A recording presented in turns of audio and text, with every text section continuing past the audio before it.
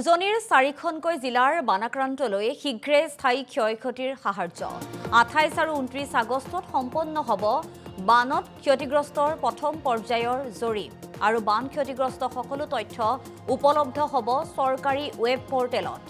1 আৰু 2 ছেপ্টেম্বৰৰ পৰা আৰম্ভ হ'ব দ্বিতীয় পৰ্যায়ৰ জৰীপ কোনো বান ক্ষতিগ্ৰস্তই যাতে জৰীপৰ পৰা বাদ নপৰে তাৰ লক্ষ্য ৰাখিছে চৰকাৰে 15 আৰু 16 ছেপ্টেম্বৰত সদৰি কৰা হ'ব দ্বিতীয় পৰ্যায়ৰ জৰীপৰ তথ্য কোনো লোক বাদ পৰিলে তৃতীয় পৰ্যায়ত পুনৰ জৰীপ চলাব চৰকাৰে আৰু বাদ পৰা বানাক্ৰান্তই পৰ্টেল যোগে দিব পাৰিব সকলো অভিযোগ যিসকল বাদ পৰে তেওঁলোকক তৃতীয় পৰ্যায়ত সামৰি লোৱা হ'ব আৰু উজনিৰ যি 4খনকৈ জিলাৰ বানাক্ৰান্ত আছে সেই সকলৰ যিসমূহ ক্ষয়ক্ষতি আছিল সেইসমূহৰ নামত সাহায্য প্ৰদান কৰিব 28-29 আগষ্টত সম্পন্ন হ'ব বান ক্ষতিগ্ৰস্তৰ প্ৰথম পৰ্যায়ৰ জৰীপ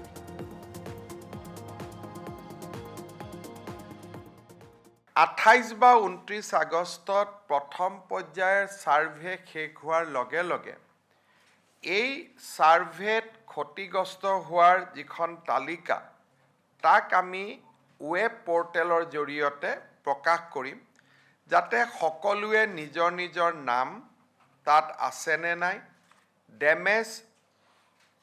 তেওঁলোকে জনোৱা মতে নথিভুক্ত হৈছে নে নাই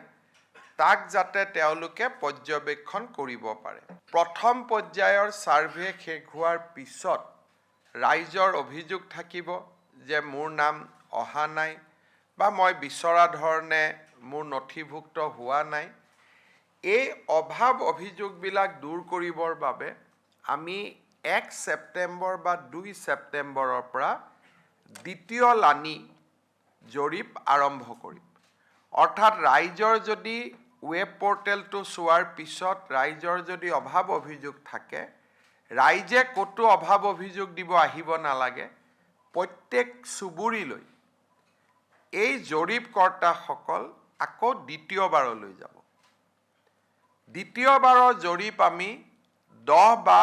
11 ছেপ্টেম্বৰত আমি শেষ কৰিম চূড়ান্ত তালিকা আমি 15 বা 16 ছেপ্টেম্বৰত আমি আপলোড কৰিম আৰু তাৰ পিছতো যদি ৰাইজৰ অভিযোগ থাকে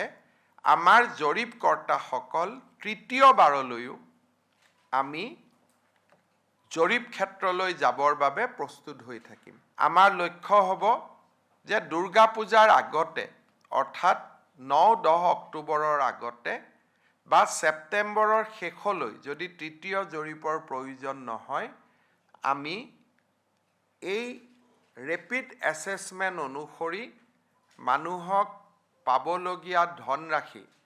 আমি যাতে ডিবিটিৰ জৰিয়তে এনেকৈয়ে হস্তান্তৰ কৰিব পাৰোঁ